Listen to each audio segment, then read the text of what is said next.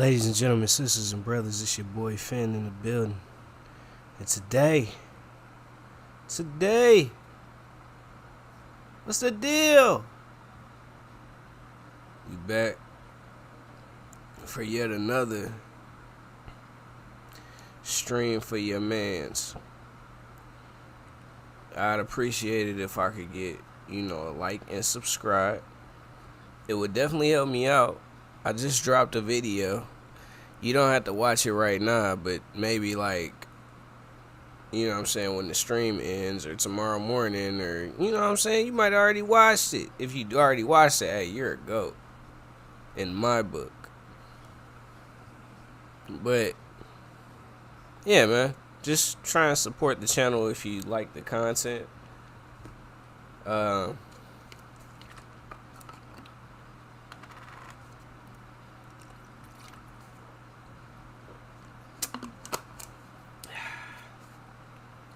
No sponsors yet.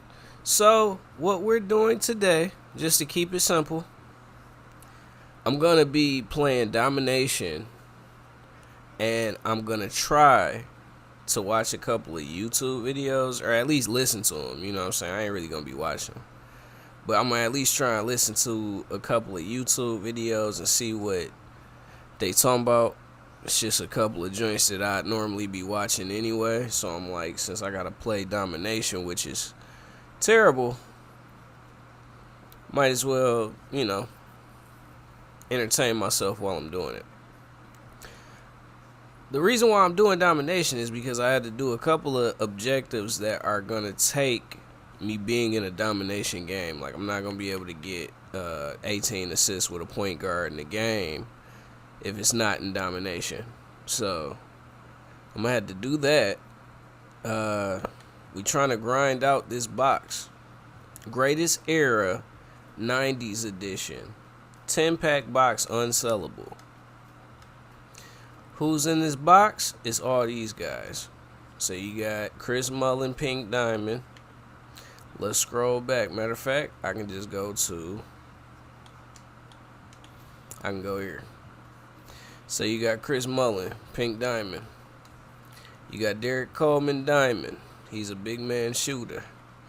You got Grant Hill, which generally he's going to be able to do everything on the court. This is actually the person that I want to get. If I could get any card out of this set, it'd probably be Grant Hill. We got Ronnie Cycly. I'm assuming that's how you say his name. He actually is 6'11", and he has a 73-point shot. So, and then what is it? Why does this look like off-brand Jokic, like stat-wise? Yeah, so this looks like off-brand Jokic. So, he's pretty good. You got latrell, sprewell. Generally, he's not that bad, actually. Great defender, but he's not very good athletically. He doesn't look that good stat-wise, not gonna lie. But we'll see, because I typically like his cards. Kenny Anderson, he is a point guard, shooting guard, 6'1". Yeah, he has decent ratings, but ain't no telling how he actually gonna be when you take him out there in the streets. But he looks pretty decent. Let's look at the badges. Oh, he ain't got no half badges. Most of the diamonds on the scene, they got half badges. Alright, so all in all, this ain't a bad set at all. I don't feel like it's really bad to get any of them. I already know that Kenny Anderson is the cheapest card out of the set, so even if I was to pull him, that's 60,000 MT. So what we're gonna do, we're gonna go ahead and do these challenges. They don't seem to be too hard, you know what I'm saying? You gotta get 32 rebounds with Spurs players over multiple games. 15 points in a game with a Spurs player 3 times, 10 points. Do I want to do, because I don't necessarily have to do domination. Actually, yeah, I do. I'm nowhere near good enough to do this in like clutch time or something. So let me go ahead and do that. I got most of these tracked. Trying to make sure that I do these 10 points in the paint with a Heat player in a game. 15 with a Spurs player. I got Derrick White. I'm going to show y'all who I got from my lineup. Just in case you trying to replicate this. You know what I'm saying? Can I talk replicate? Greatest era lineup. We got Derrick White. So he going to be the one. I'm getting my Spurs points through Derrick White. We got Josh Childress. I done said on the video that I just did about the auction house, this is actually one of my favorite cards right now. As far as like when I do play my team, this is a go-to. We got Charlie V. I don't know how he's going to be, but normally he's pretty good. So I put him at the 3. We got Paolo Banchero. And then we got Zach Collins because we need to get Spurs rebounds and rebounds with centers. So he's going to help me out. We're going to keep him out there. I actually need to put a shoe on him because I've been using him a lot. It's weird. I've definitely been using Zach Collins a lot. So we about to put Nike Shocks on him. Nah, we about to put the GT Cut. Oh, yeah. That's the one. Yeah, we going to do this break igniter. That's going to give him better rebounding. Because his rebounding low-key is trash. Hold on. Let me double check just to make sure I'm not tweaking.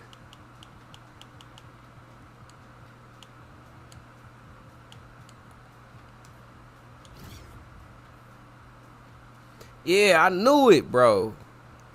He got a 70 defensive rebound. How do you even go out there as a... He's only a center. How do you give a only center 70 rebound? But then you call him a gem of the game. How are you a gem of the game? Alright, bro. This might actually be harder than I thought it was going to be, but let's just go out here. We going to keep it simple.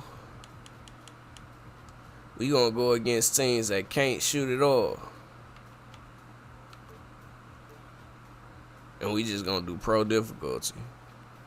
So I can get the most stats as possible. Ladies and gentlemen, sisters and brothers, we about to get this stream going. Let's go.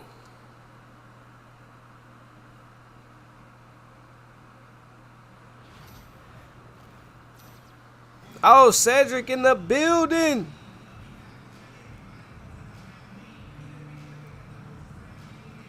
Oh, you talking about Charlie V? Yeah, hey. I haven't tried him yet. So I got to see what his jumper is like because that could ruin the card. And like you said, Grant Hill, that's a fact.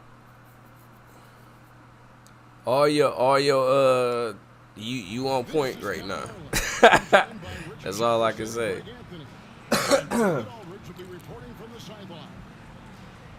Oh, let me put the. I'm about to go in and put these videos on. Let me know if this audio is messed up. Hold on. And it's Villanueva in at the 3 spot. And for the Lakers, Baylor is out there at Chamberlain. Then there's West. Then there's Erickson. And it's Goodrich in at the shooting guard.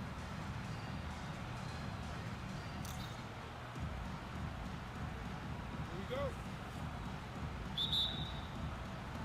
It'll be Los Angeles off the tip.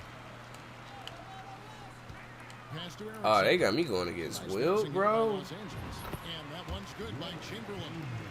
But here's the problem. Now, no one's got the strength to move Wilt off his spot, and no one has the height to challenge the shot at its point of release. Hey, Derrick White got a jumper, low-key. Hold on. Might be discovering information. Yeah, they got Zach Collins going against Wilt. That's crazy. Jacks up a 3. Here's Chamberlain, and it's Chamberlain finishing it off. Matter of fact, bro, I ain't even about to cook myself. I should have thought about that one. They got me going against Wilt Chamberlain with Zach Collins. It's not gonna work.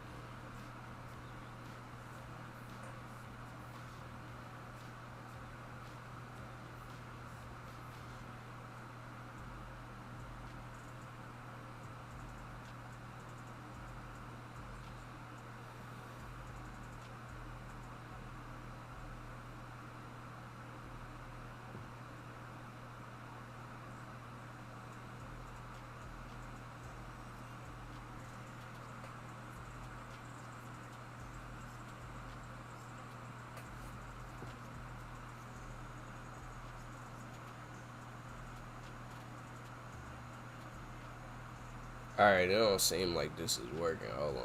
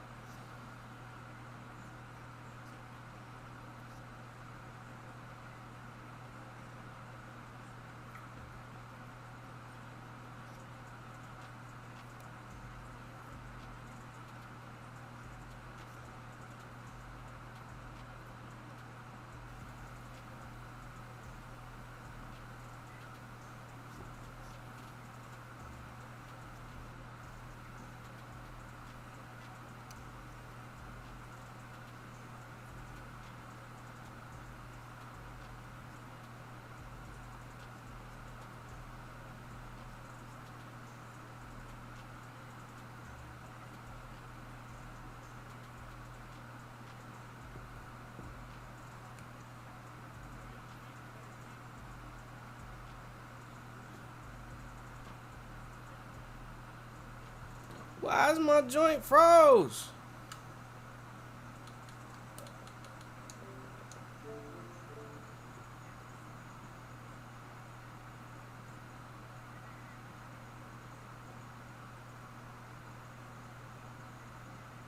Why this ain't working?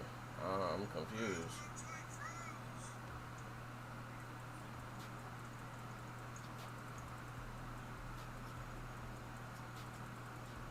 It's not working.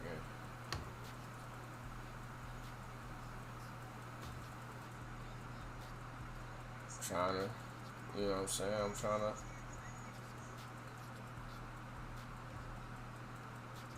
to get it going, but they cooking me, you know.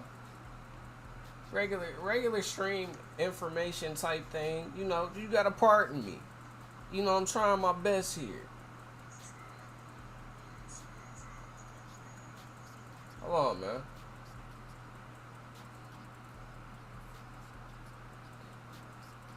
I gotta really think about it right now. Why is this not working?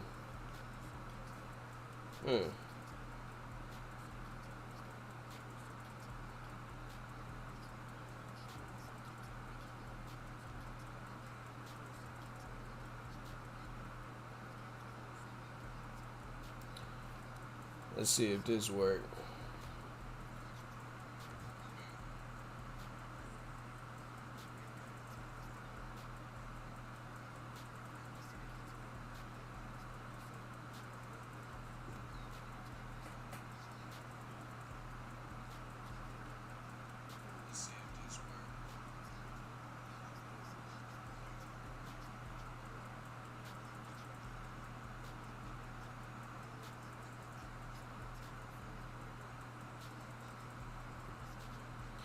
Yeah, I don't know what's going on. This isn't working off of my this isn't working off of my actual, like, off my computer. I don't know what's going on where my audio ain't working. Let me make sure that it's working on my actual mic, and I'm about to just play it on my.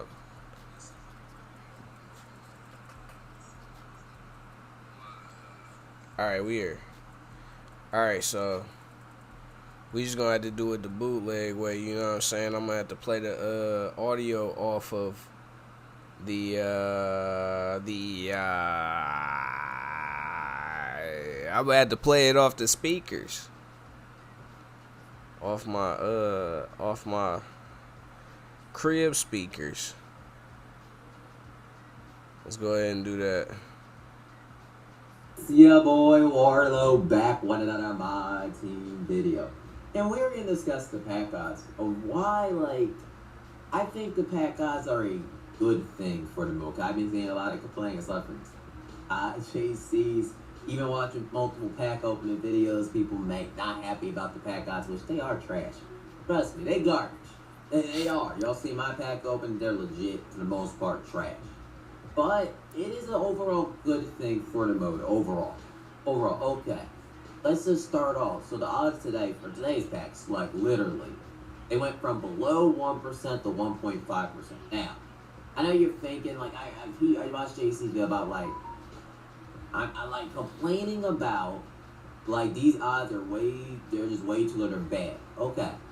So, like, what is your actually fix? Because if you increase the odds, you realize your budget cards are, like, going to die, right? Like, if you increase these odds to 3%, 4%, 5%, let's say you make it 2%, 3% for pink diamonds, like, you will have more out there.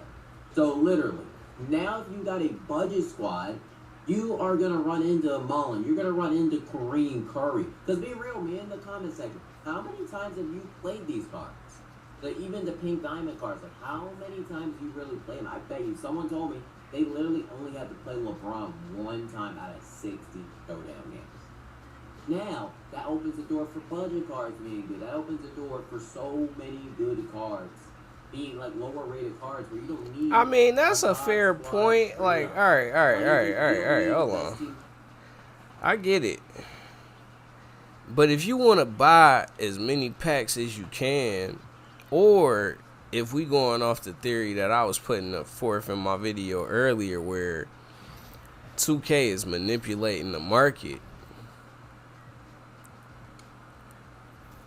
it like that basically breaks everything down. Like if it's any sort of like people being dishonest in the market, it's basically gonna mess everything up. But keep going, Carlo. Because if you increase the odds, shoot, I even heard guaranteeing for $50. Say it's $50, right? That means you can just buy the card for $50 every single week, and 2K is gonna have to pick up the pacing. Because then they're gonna have to outdo themselves. I heard someone say that. I forget what Jason does. Like they're gonna have to outdo the pacing. Why I can't see the team like because a card, like they're gonna want someone better. Why I can't see who's actually on the team? I'm just about to go against. I'm gonna go against the 72 Knicks on pro difficulty. Oh, here we go. All right, so they got Walt Frazier, Dick Barnett, Dave DeBusschere, Jerry Lucas, and Willis Reed. Whereas if I go against 77 Sixers, you got Daryl Dawkins. Oh yeah, this is a much more manageable team. So let me go ahead and do this one. We about to grind this out, man. We about to get these. We about to get this 10 pack box rather. Let's get it. It's time for the NBA. About to just talk my video stuff on the tube.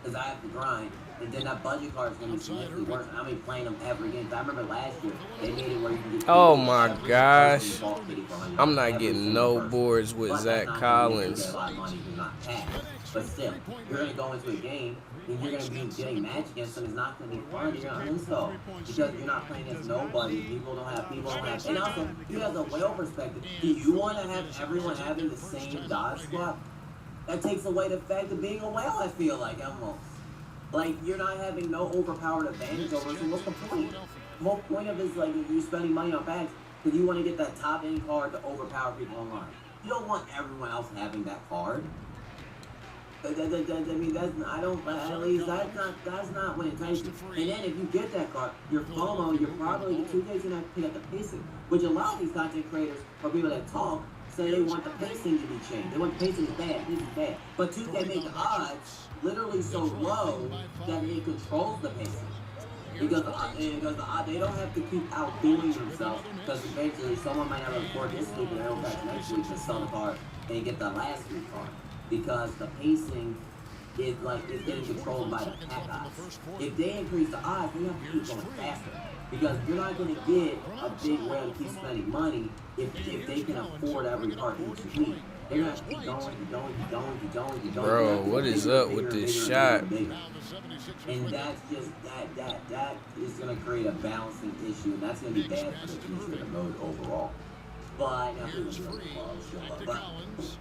I think right now, currently, the pack odds are cool. They're horrible. They are horrible. But I'm saying, I think it's good for the overall main run. Shout out to Austin, hit that subscribe button like Austin did. But that's my personal take. Let me know in the comment section. Do you agree, disagree, or do you think that odds should be increased and everybody in the mode should be running King Diamond? I'm shooting every card. Trash. Bro, Wemby is 20,000. Like, I had already thought about that. That's why I was trying to use Zach Collins, but you might be on to something. Should I just buy Wemby and just, you know what I'm saying, just to make it easier? I guarantee they lost players just off that alone. You're not gonna get that card. Because then I'm gonna be able to score. Yeah, low key. I'm gonna take your advice, bro. Thank you, bro. Cause I'm sitting here like, bro, I'm struggling. Down the line, when maybe as time goes on, more people get better cards. But as of right now, go ahead. But that's the thing. Even if I buy Wemby right now. All right, I'm gonna have to do it the other way around. I'm gonna just have to. I know what I'm gonna do. I feel like this is not what to complain about. Okay, boys. So sometimes in the off season, I like to do a 1 year thing on big trades. Let me try and buy one of these off bid, bro. So I ain't gotta pay so much, and I might be able to. This might turn into a flip. If I can. Actually, oh my, I just thought about it. Wembanyama flips. I don't think this is as strong of a what if, but I do think it might be time to do Wembanyama flips. It feels like the Suns always were going to finagle their way into making it a 3-team deal, and then they get a different role player than Grayson Allen, basically. Yeah, let me see if I can get this for the lows. Anything that suggests otherwise. So anyway, specifically about the Bucks and Blazers side of this. The Blazers got Drew, and then we know what happened there with the Celtics, and they got 3 distant Bucks picks, right? Basically 2028 and 30 are swaps, and then 2029 is unprotected. And right away, those are 3 very juicy draft picks. I mean, you're talking about a time period where Brook will be retired, we assume. Middleton is either going to be retired or on his last days. Dame is entering his mid-30s. I mean, yeah, I'm confident that Giannis is still going to be playing at that time, but who the hell knows what's going to happen in that stretch of time between the teammates around him or whatever else. And so right then and there, that is difficult to compete with if you're another team who is looking to go for Dame. And there's a lot of murkiness on how aggressive Miami really was, and especially because the Blazers correctly predicted that they could then flip Drew for more stuff. You know, they got Robert Williams, they got more picks from the Celtics. Also, Brogdon, really hoping Time Lord can be healthy. They got the 2029 pick from the Celtics, and they also got the 2024 pick that was originally from the Warriors, ended up on the Celtics. Hopefully they don't cook me. and I end up having to buy it for the same price anyway, or somebody watching the stream and they gonna cook the hell out of me. Look like, 4 to 5 years from now. And so if you compare that to whatever Miami exactly 13-5. Mark Spears said that it was I might keep Wemby. I feel like he might have decent little stats. You can find the exact details of the years and the picks and stuff like that. But you don't have to compare, but we'll see. Around that time was, will they include Hawkins? Alright, yeah, I should be able to. This should be an easy buy. And can be a real inside scorer, be like a physically imposing inside scorer. We'll see where the time and everything. But Hawkins is legit, right? And at this point, I think if you're like the biggest Hawkins fan in the world, and you're also pessimistic on how the next few years are going to go for Dame based on his 1 year with the Bucks. Let me get that, man. So, as I mentioned Hawkins throughout this, just know that mentioning Hawkins and a potential game. All right, let me go ahead. All right, so since some of these challenges are like smaller amounts, I can do. What the rumors were at that time. There was also rumors about if Jovic would be in the deal as well, and does that compare to the Bucks being like, yeah, we don't know what the hell this is going to be at the end of the decade, but here's our draft picks because we really want Dame. I guess it just comes down to what I can do this 18 points with a small forward 3 times. I can also work on getting these dunks off. And then 5 double doubles. Nah, I ain't gonna be able to do that in the regular game. Actually, 5 double doubles, that could be. The first question then becomes, what the hell happens with Tyler Hero? Because through doing more Googling, it seems like the belief among people with sources. I don't know what would be the quickest way to do that. Maybe it would be full lineup pickup games. But I think that's quite different than if they took on Hero. And for the sake of not going Let's see. I'm not going to try to find the details of who. Yeah, low key, I'm gonna do the pickup games. I'm gonna do the pickup games. So I'm gonna have to go into. I'm gonna actually go into breakout. This will probably be the better way to do this. So let's keep working on this. I got it on rookie right now. So now we can kind of turn this into a multifaceted situation here. Let me see if I got my, maybe this went through a little bit quicker. Still processing. Let's just keep track of how long this takes for me to get this Wembanyama. But all right, let's go ahead and go in here. Got clutch. Also, we can assume that the Terry Rozier trade does not happen. Okay. I think they All right, let's get see it. a noticeable jump because, I mean, the Blazers were a top 5 offense for 3 years in a row, and it was mostly because of Dame. Yeah, TJ was there, but it was Dame. Like, with that said, thinking about this imaginary Miami team still, I do find myself wrestling between 2 things here. Oh yeah, can't none of these people shoot for real. We about to go into a zone damn near. Hold on. Top 10. I'm just wrestling between the star power game versus how many guys can they use that help them in the season before it starts to become kind of rough. Because you do get more. I don't know the answer to that. Partially because, as we all know, the Bucks got still Dame, but not peak Blazers Dame. But I think sure as the Celtics fan, I would have gotten scared if they pulled the move up. Also, if the Blazers would have gotten Hawkins, then that is just really super for them. Now, there would be the case of Jeremy Grant playing ahead of them, but like, who cares? And I think for the Blazers specifically, because so many of this is around draft picks, it's like, if Miami trades for Dame, if Hawkins has to do the deal, that is pretty wild to project. I mean, Chauncey is not really slow. I thought it was really cool how slow among many things. See, Josh Childress, bro, he is a savior right now. Oh yeah, you got Derrick White clamping. In this scenario, what do the Bucks do?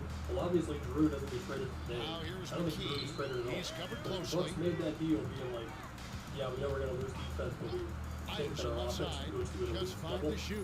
The only other dude who's really good on offense who got traded around that time is James Harden. It is just my gut feeling. I don't think the Bucks will trade Harden.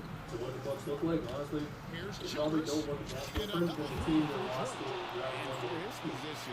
in Walking bucket mode is what I'm in. Budenholzer is better than Griffin, and so I would still carry over some of the problems they have with Griffin and transition defense. which didn't get turned around to build a cut there. They would have future draft picks to trade, because obviously they're not moving them for Dame in this scenario. But they also don't have like the big tradable contract either. Because again, you're not going to ruin the scenario. I also can't really imagine like creating a scenario or whatever. So I think my most optimistic outlook for how the Bucks would look in Dame ended up on Miami is that they would definitely be better defensively.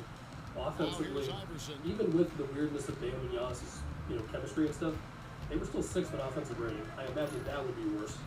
With all that said, it's still tough to project playoff-wise. They say that's a foul? Alright, man. Come on. Now, the one thing to all that is they might have to face Miami team with Dame. Now, then it becomes tough Drew versus Dame again. Although, granted, the way it has played out in real life, that possibility is also still very much there. So the Blazers move to the Celtics, who then never get a chance to make trade for Drew once he ends up on the Blazers. They're going to be honest, bro, I have to go out here. Because the big thing after the Porzingis trade is like, well, yeah, Porzingis should potentially make the shoot throw because of his spacing and defense and the whole spiel.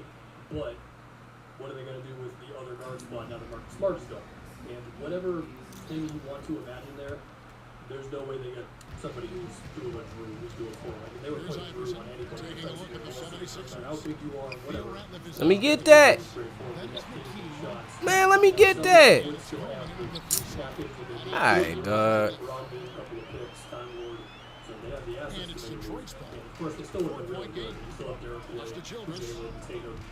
Bucket.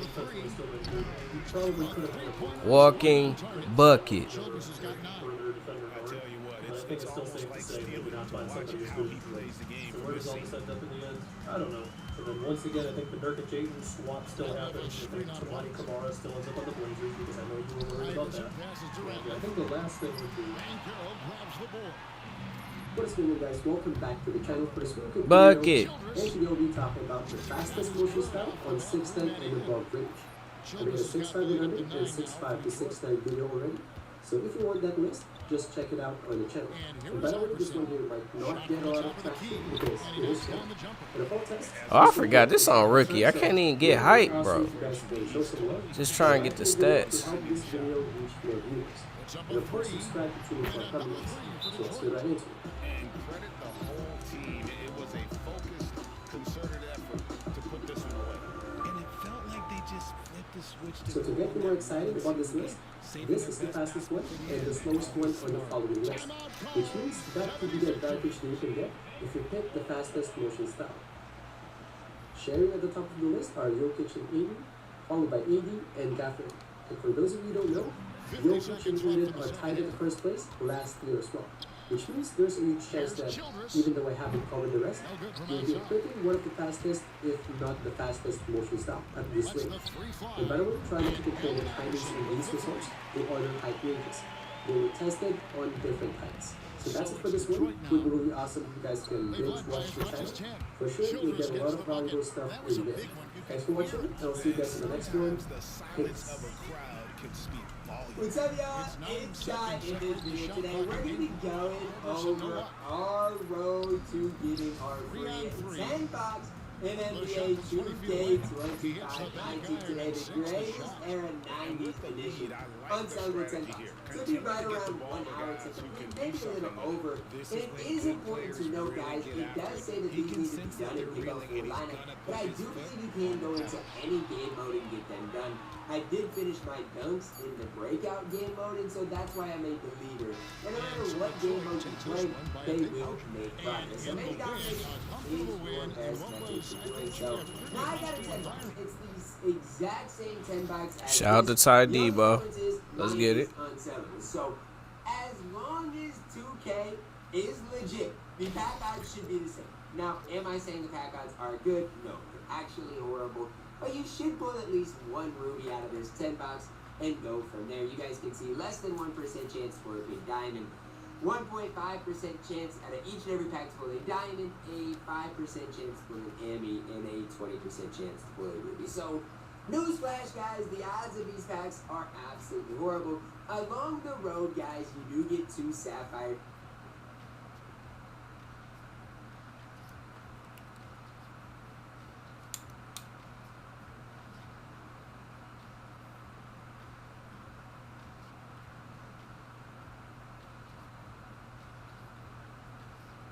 My bad, y'all.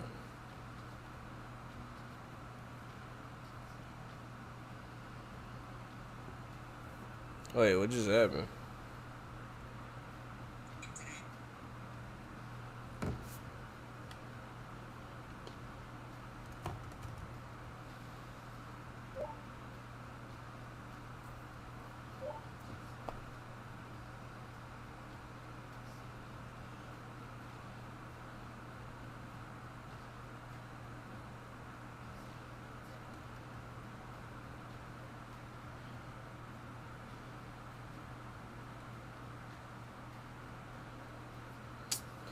I don't know what's going on with my audio today. It's real crazy.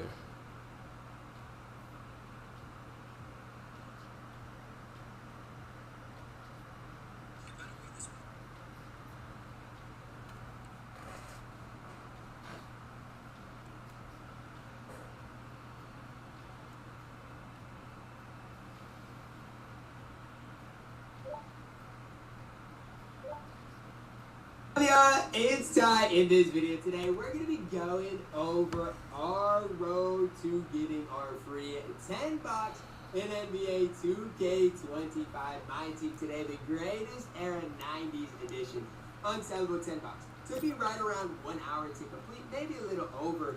And it is important to note, guys, it does say that these need to be done and pick up full lineup, but I do believe you can go into any game mode and get them done. I did finish my dunks in the breakout game mode, and so that's why I made the leader. And no matter what game mode you play, they will make progress. So maybe domination is your best method to doing so. Now I got a 10 bucks. It's the exact same 10 bucks as this. The only difference is mine is unsellable. So as long as 2K is legit, the pack odds should be the same. Now, am I saying the pack odds are good? No, they're actually horrible. But you should pull at least one ruby out of this 10 bucks and go from there. You guys can see less than 1% chance to pull a big diamond, 1.5% chance out of each and every pack to pull a diamond, a 5% chance to pull an Emmy, and a 20% chance to pull a ruby. So, newsflash, guys, the odds of these packs are absolutely horrible. Along the road, guys, you do get 2 sapphire gems of the game as well. These guys do have a dynamic duo, but newsflash, guys, the dynamic duo is not great either. So, as far as this road, you do get some MT, you get some other things, but really, you're grinding this for the 10 bucks. Again, in an hour-long grind, I'm not going to complain too much. I did get, what, 3,000 MT along the way, plus whatever else I got for completing whatever games I completed. So, in general, guys, I don't think the road is super bad. Side note, guys, always do your exhibitions. One of the most important things that you can do. I never recommend opening packs. And here's why. Because I'm going to be going through opening this up. But I'm telling you guys right now, the pack odds in NBA 2K25 right now are as bad as I've ever seen them. And I'm not trying to get you guys to feel some type of way about anything. That's just the truth behind it. Now, with this 10 bucks, you will get jerseys, you will get badges, and if you do get a duplicate player, you will be able to quick sell them for whatever their quick sell value is. But newsflash, guys, it's not going to be too much. So you just got to hope you pull some solid badges from these things, some solid jerseys, any of these things that can help add MT to your collection. Because like I said, guys, these players are not going to be good. At the end of the day, if you can pull a player that at least, helps in an exhibition once in a while, that can help out Team Tyler Hero. Not ideal right there. So far, we're 0 for 3 on these packs. I just want to see a shake. 2K. Is that too much to ask for to see one shake? Luka Garza? People say I look like Luka Garza. Yes, no? Let me know down below in the comments. Go crazy. Luka Garza, Ty Debo hybrid. I didn't even expect that. On these packs, and am I surprised? No. And that's why I told you guys at the start of this video. You can't really expect to pull anything from these packs. Yes, you hope you get enough, or you get some cards for the card collector. Yes, you hope you get some cards that can help you out in the exhibitions down the road. But as far as like pulling amethyst, rubies or above, I honestly thought I would. Based on the pack odds and what they say you should pull at least one ruby from these packs. So if I don't, I am going to probably complain. But at the end of the day, I feel like 3 packs are never as good as the packs in the market. You guys can let me know based on what you guys pull. But so far with what I have seen, in this game with the deluxe packs weekly, I think on Fridays, those packs have been bad as well. So maybe it's just not me having bad pack luck. Maybe you guys are actually pulling some decent cards. I think I'm about to use this jump shot for my player, bro. I gotta figure out what his jumper is. We get Lightning Rush, we get, you know, a Hawks jersey. Yikes is all I can say for these packs. Okay, an Ammy. You know what? It's an Ammy. Who do I hope for? Since it is unsellable, I honestly gotta hope for a guy like Giannis. I've got a lot of Ammys already in my collection. I guess it could be a Gems of the Game card. I guess I didn't think about that. But at least I did pull an Ammy. So I guess I can't be too mad at the pack opening at the end of the day since I did pull an Ammy. Honestly, I do hope it is a Gems of the Game card. No point guard. Do not show me point guard. Do not show me point guard. Western Conference, 75 mid-range? Disgusting. How afford this is Anthony Davis? LeBron James? LeBron James, I'll take it. LeBron, you can help my squad out. At least I think you will be able to help my squad out. The problem with the rest of these cards is I've already got the unsellable version of it. I guess with Mikal Bridges, I don't, so I can send him to my auctions. Tyler here, I've already got the unsellable version of. Cat, I've already got the unsellable version of. So a lot of these things, guys, I can't really do a whole lot with. Like, I can send some of these things to my auctions, and you do make a little empty with that. The good part about this pack opening is I got LeBron James. And is he better than Sharif? I mean, probably not. I do like LeBron's release. Sharif probably is the overall better card, but LeBron's free. So at the end of the day, I'm probably going to use this LeBron James and just make it work because he is unsellable. So alright, let's see if I can cash in my Wemby I have in my lineup now and can maybe use. The problem with Brown is, again, he is unsellable. If I could sell this card, he would be really, really solid to have on this. It's still processing, bro. I done played two breakout games. It's crazy. In the comments, did you guys have any success with the packs today or not? Like I said, I feel like most times with the free packs, you are not going to have too much success. But let's say, like, a beginner, right? Or this LeBron James, or a guy that really is nobody's going to pull this LeBron James.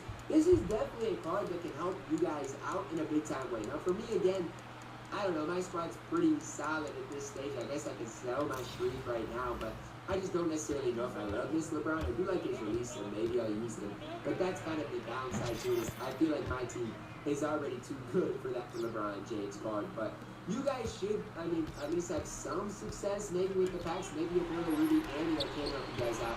At the end of the day, guys, this is one of the better things that we have had this year so far in the game. You do get some empty, you do get some free cards with Dennis Rodman. Why do they keep giving me credit for Gems of the Game 3s and then it don't actually apply? Like, they capping. Plus, you do get 3,000 empty, which isn't a ton, but does help the grind out a little bit along the way, as well as the $10. And who's to say, guys, that you guys won't go and pull, you know, a diamond? Oh, I do need to be getting dunks. I'm capping. With this 10 box that you will pull a diamond. For me, I'm actually kind of surprised I even pulled an Andy. It's really hoping for the outside people. Obviously, Brown is fine. He is what he is. But, again, not who I was ideally hoping for. And I don't know if he really does have a spot on my squad or not. As far as where the market is at, how many of these cards are being pulled, supposedly right now these cards are really rare. You guys are seeing there's a lot of these Kenny Andersons up. But as far as like the rest of these cards, you're seeing they are relatively rare. Sure, Kenny Anderson should be cheap today. The rest of the cards are going to probably be expensive. And as far as Pink Diamond Chris Mullin, guys, this card is insanely expensive. It is one of the best cards in the game. But again, you're not going to pull him today. I'm just being honest with you. You have a less than 1% chance for him. And we all know how 2K works. How 2K. Hey, it might be over for getting dunks in here. One against Pink Diamond Dwayne Wade and Pink Diamond LeBron. What is that when I'm playing on rookie? You don't have any success pulling Chris Mullin because it is not going to happen. I will say this though, if you can snipe any other diamond, maybe not latrell sprewell, but if you can snipe like Seekley, like Grant Hill today, guys, those cards are all really, really good. And definitely cards that if you pull out of that free 10 box, that definitely can help you squad out in a big time way. So am I a fan of the content today? Kind of. But the bigger reason I'm a fan of it is because, yes, if you rip packs today, you've got something for you. But if you are nobody spent, you have something for you as well. You can grind the game, get some free cards as well as adding, you know, a 10 box to your collection. And even if you pull Andy Braun, guys, he might be able to help your specific squad out. People like an Andy, D-Book, you never know. Any of those cards could possibly help your squad out. I don't know what your squad is like right now, but I do know those cards are definitely okay to run. So that's where I'm at right now with my squad, with everything else. I'm kind of a little disappointed that I didn't do anything really to help my squad out. But I guess, I mean, maybe I'll try this. Let's go, Villanuevas. I don't know. I feel like O'Donnell is just as Let's go. Let's. But I can't get a board. Maybe I sell some of my cards and try to. Man, let me. Man. Those guys are not like. I mean, Watch out. Let me know your thoughts on Bucket. today's drop on the free $10. Side note, guys. I need to know Josh Childress's jump shot. For example, I'm gonna try to find one that I pulled. I know I pulled gold, I probably not. Right? So this is a badge that right now is gonna sell for 2,000 MT. You might not think it's like the biggest thing in the world, or that it really does matter a whole bunch.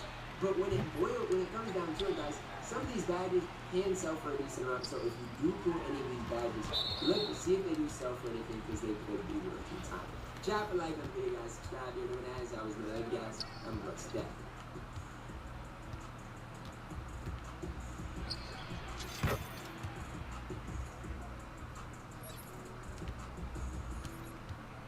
What is good, YouTube? Welcome back to another JC2K video. In today's video, I am going to be opening up this greatest era 90s edition 10-pack box. It is available in NBA2K25 MyTeam. Now, as I record this intro, I technically already recorded the pack opening the video, but I lost the footage for the intro because my Elgato glitched. So, unfortunately, I'm here re-recording the intro. I'm not going to tell you how to do this intro when I hold, you will see. But I do think this drop was actually not bad. The 10-pack box for rewards this week was actually a pretty decent reward.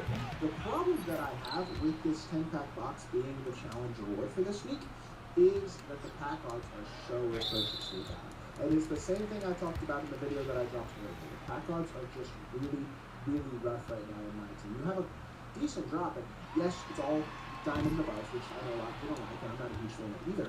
But if the cards were decently attainable, and the odds 2% for a pink diamond and 10% for a diamond, it would be a lot more enticing to potentially open packs. As is, 1.5% odds with a less than 1% odd of a pink diamond is absurd. That's plain and simple absurd. So a 10-pack box is a cool reward and a good reward, but it would be a lot better if you actually had a realistic chance to get something good out of it, and if pack odds in general were better right now. So, with that being said, if you do grind out this agenda, keep that in mind, and don't have huge expectations, I guess I should say, of pulling anything particularly great. But as y'all will see when I open up these packs, there are some cool things that you can get out of this type of stuff. So, with that being said, that is going to do it for the intro. So, let's get on to the already recorded rest of the video right about now. Alright, we're back. Fixed my Elgato. So we are going to open up this 10-pack box. Now, before we actually hop into the box, if you haven't already, make sure you hit that subscribe button. Help me push towards It's still processing, bro. I still cannot claim my Victor Wembanyama. 400 subscribers away. Trying to hit that by the end of September. I've been streaming for an hour. He's kind of been doing us dirty with these pack drops, no doubt about it. But at the same time, we're growing and we're getting there, and I think this at least is pretty good. This would be a lot better if pack odds were good. And hopefully we continue to get some decent grindable challenges and grindable rewards, because they've been doing a little bit better job of that over the past week or so. So hopefully that continues. I think we're about 300 subscribers actually away from 30. Wait, what was that? Man, I'm tripping, bro. Without further ado, let's hop right into this 10-pack box. I am not expecting. What do I actually need to do here? If I pull one diamond, I will be very, very pleased. Is the honest truth. Alright, so I did the sprewell. This box, and I think you should not grind this box with high expectations of getting something good. Starting off with a sapphire, an emerald, Jonas Valanciunas. Now, 15 points any badges, coaches, with a Spurs player 3 times, so I can bring Derrick White out. You can sell, so those things are not unsellable. Only the player is actually unsellable. So, for example, if I wanted to sell Gold Lightning Watch, I could sell that and make some MT. A gold Celtics jersey right there might go for a little bit of MT as well. So there is some MT that you can make out of this box, and that also 5 double-doubles though. That's the only thing. Like, getting 3 free players today, although 3 free players you got aren't very good. And then you also get like 3,000 MT from diamond challenges. Overall, I would actually say for an hour and a half long challenges, the rewards are pretty good. I just wish the pack got better. As we get a second Emerald Valanciunas in 3 packs, as well as a gold Marvin Bagley, and nothing else of real value out of that pack.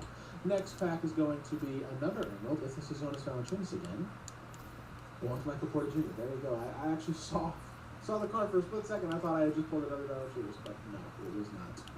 And we're not actually doesn't look like getting much of value in terms of coaches and badges and things of that nature either. As we do get a Sapphire and an Emerald in this pack. Very exciting.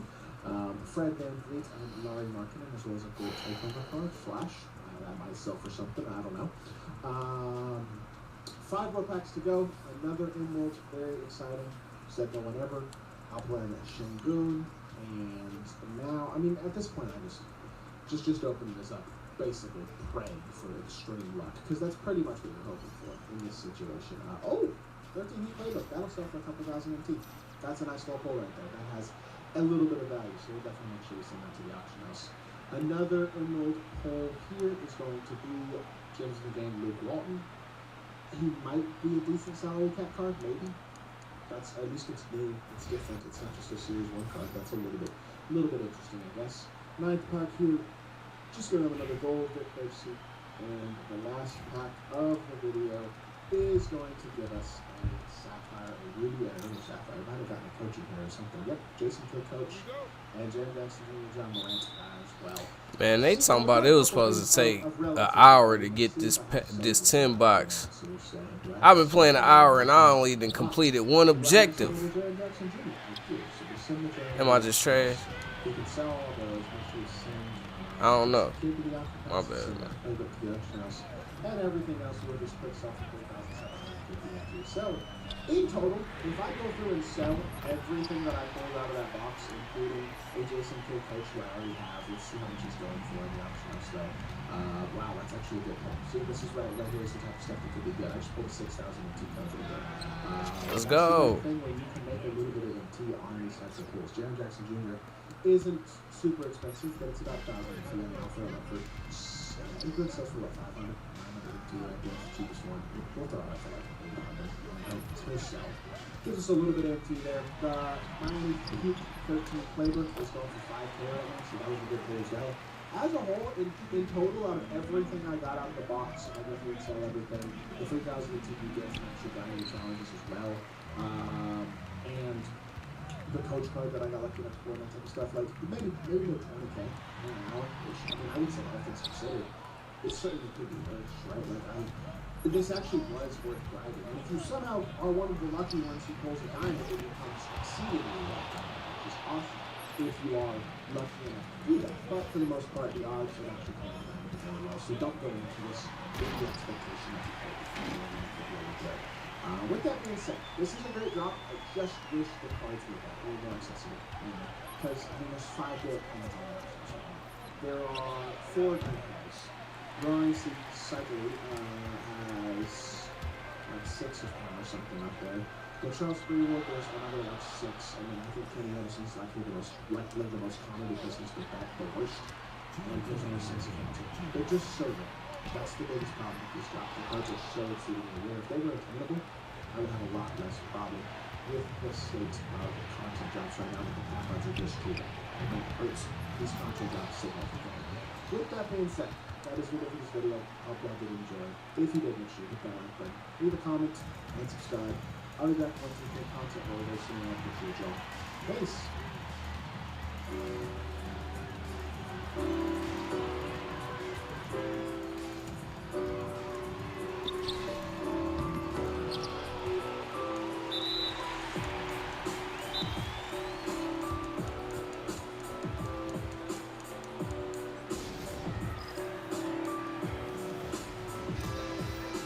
It's day, right?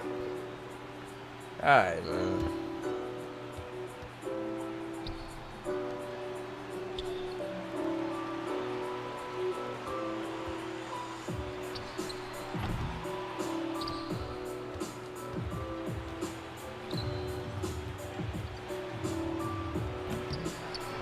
Trash. Alright, I gotta abandon. The new NBA season I gotta abandon the original plan and just win this game. There's a lot to take in. Every team had a plan to try to execute, but it's virtually impossible to go about things perfectly, and that brings us to today's video. We'll actually be breaking it down into two parts, where we'll be going through every single NBA team, picking out what their biggest mistake from this offseason was. In this video, let's go go. In the Eastern Conference, and then in my next video, we'll finish things off with the teams in the Western Conference, so stay tuned for that as well. Some teams made catastrophic mistakes, some teams just made a small blunder, and most teams fall somewhere in between. Before we start though, it turns out if you're not watching right now, aren't even subscribed to the channel. So if you're enjoying the content, let's go! Subscribe button, as not only does it help out This is crazy. This is on rookie mode. Now with that being said, let's begin.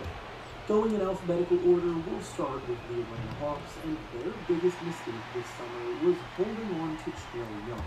The Hawks have seemingly hit their ceiling with their current core, which leaves them in a pretty tough spot as a team that lands in the playing tournament year after year. They went halfway towards blowing things up when they traded DeJounte Murray, but the return that they got for him from that trade didn't necessarily make the team better in the short term, and Trae Young is still in the prime of his career with a skill set as a playmaker that several contenders would love to have offered to make a hefty trade for him. With them also keeping the #1 overall pick in the draft this year and selecting Zachary Shea with it, they seem to be leaning towards a rebuild, but didn't actually fully buy into it and are stuck in the limbo. Next is the Boston Celtics, and their biggest mistake this summer was staying put with what they had. Admittedly, this is a nitpick of a choice because the Celtics are the reigning champions with an already very strong core, but they didn't really make any notable mistakes, so this one becomes the choice by default. We have seen championship teams get complacent after winning it all in recent years, though, so the fact that they didn't really make any significant signings or trades could signal that complacency. Next is the Brooklyn Nets, and their biggest mistake of the offseason was holding on to Dorian Finney-Smith.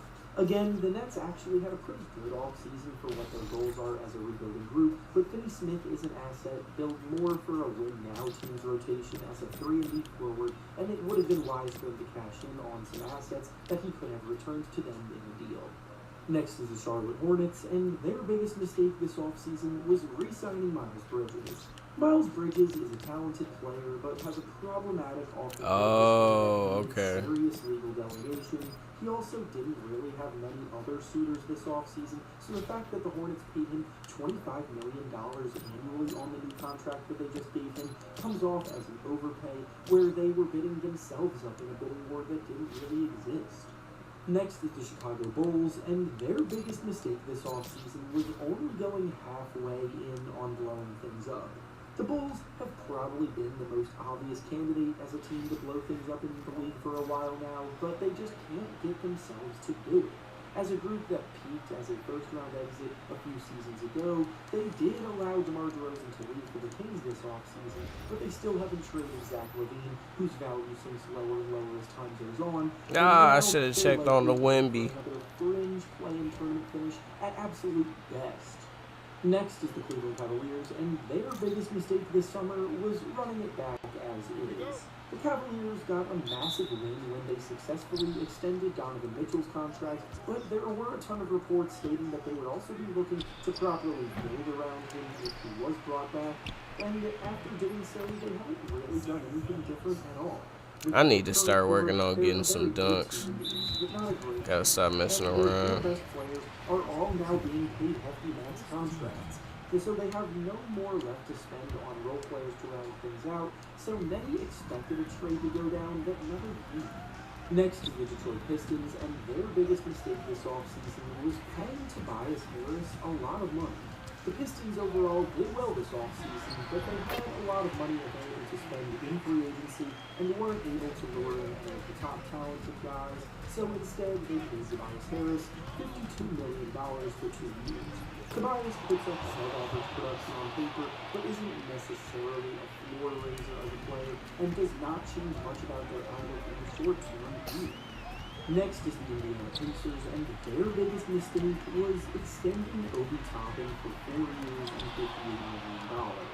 The Pacers also successfully re-signed Pascal Siakam this offseason, meaning that Toppin is being paid a starting salary to be the backup power forward, while the Pacers also used a lottery pick on Jarris Walker last year, who also plays the power forward position, so they've invested a significant chunk of change into a backup who will prevent the team from being able to properly develop a player that they use a lottery pick to select, making it a waste of assets one way or the other.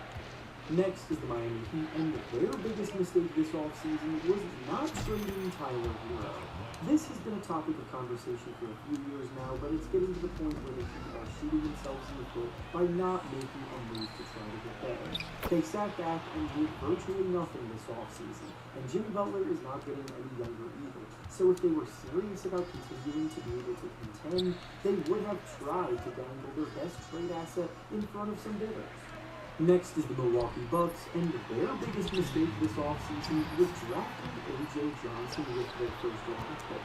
A.J. Johnson may end up being a capable NBA player one day, but he was easily one of the most raw prospects in this year's class, coming off of a season where he shot terribly overseas in the NBL, and the Bucks are not at a point where their window for contention can handle a development project, and their title window is also shrinking very quickly and needs as many win-now contributors as it can get. Next is the New York Knicks, and their biggest mistake was letting Isaiah Hartenstein walk in free agency. Admittedly, Hartenstein did get a much bigger contract from the Oklahoma City Thunder than most people anticipated, but now the Knicks are very thin at the big man spot. Mitchell Robinson has not proven that he can stay healthy to be relied upon to that degree yet, and after him, Precious Achiuwa and Jericho Sims are not very inspiring backups. Next is the Orlando Magic, and their biggest mistake this summer was overpaying Franz Wagner a full max contract extension worth $224 million over 5 years. Wagner is a good NBA player for sure, but whether he will ever be a great all-star caliber NBA player is still very much up for debate, and paying him as if he already is that great is how you stunt your team's development long-term. They still have Paolo Banchero, who will need to be extended with his contract soon as well, so the money they have available is drying up quickly, with the team still only in the middling above average range of the Eastern Conference. Next is the Philadelphia 76ers, and their biggest mistake this offseason was ignoring the power forward position. The Sixers did very well for themselves this summer, making some big additions and re-signing important contributors from last year, but right now, the power forward spot leaves a lot to be desired. One of Kelly Oubre, Paul George, or Caleb Martin will have to start in that spot, and all of them are naturally ring players without the size to capably play the floor long-term. Next is the Toronto Raptors, and their biggest mistake this offseason was overpaying Emmanuel Quickley a contract worth $130 million for 4 years. Again, like with the Magic, this is an example of a team paying their promising young players star money before they actually prove that they are stars. Quickley really started to come into his own last season, but is still a ways away from joining the ranks of all-star caliber talent being paid similar contracts. And finally, the last team in the East is the Washington Wizards, and their biggest mistake this summer was not committing to one path. By this, I mean that they're still rebuilding and should have youth development as their priority, but never even considered testing the trade market for 29-year-old Kyle Kuzma, and they signed Jonas Valanciunas, who is an experienced veteran, to a 3-year contract, while also drafting Alex Sarr with the 2nd overall pick in the draft, who plays the same position as Valanciunas. And with that being said, that's all I have for you today. Make sure to like the video, subscribe to the channel, and comment down below what you think these teams messed up on this summer. Thanks for watching, and I'll see you all next time.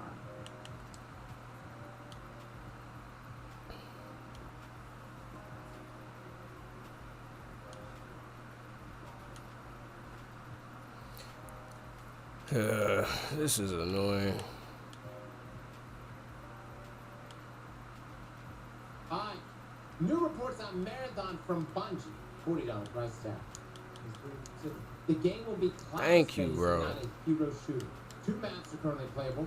Core gameplay structure similar to Escape from Tarkov, but with a Bungie twist. Feedback from playtesters has been somewhat positive, with some noting it feels worth the $40 price tag. Morale with the budget remains low amid recent leadership changes. Alright, so from Zahad here, sources Bungie's Marathon appears to be targeting a $40 launch prize. Multiple sources tell the game post that Bungie is considering a $40 launch prize for Marathon, its upcoming PvP extractive shooter. It's been well over a year since Bungie announced its first non-Destiny game, Marathon, originally revealed in May 2023. This time is shaping up to be quite different from what players might have initially expected. According to several sources familiar with the project, Bungie appears to be targeting a $40 price tag for Marathon, opting for a free-to-play premium model rather than following the free-to-play model seen in many modern shooters. I think the concern right now is that this could be a Call of Duty 2.0. I'm not saying it's going to be Call of Duty 2.0. I'm not saying that. I'm saying with there being other games in the same genre that is free-to-play, available, to play even now, with culture literally being embedded in the now. I'm talking about Tarkov. Wait, hold on. On that note, though, hold on. The only one that's free that I know of is Delta Force, right? Hunt Showdown's not free, right? Yeah, Hunt Showdown's. Why you ain't gonna dunk? Bringing this up in this article, it says play premium model rather than following the free-to-play model seen in many modern shooters. Alright, man. Okay, but like extraction shooters, aren't the majority of them paid? The majority of extraction shooters are paid games. Hunt is not free. I think Gray Warzone. I remember, okay. Price here for Gray Zone Warfare is another extraction shooter. $35. I think it's $34.99. I'm not sitting there saying Marathon should be priced at $40. I'm just saying that it's not exactly like overpriced for an extraction shooter. You know what I mean? Now, the game post understands that it's likely that discussions between Bungie and Sony take place around Marathon's pricing strategy after the disastrous launch of Sony's latest live service named Concord, which also launched at $40 but was shut down just 2 weeks later. However, sources confirmed that a $40 price point is definitely in the course. Now, Marathon Bungie's class-based extraction shooter earlier this year, ideas with Becca Valentine reported that Marathon shifted direction under its new director, Joe Ziegler, moving away from custom-play characters in favor of selecting custom heroes. Let's go! Wimby about to make this way easier. Go crazy.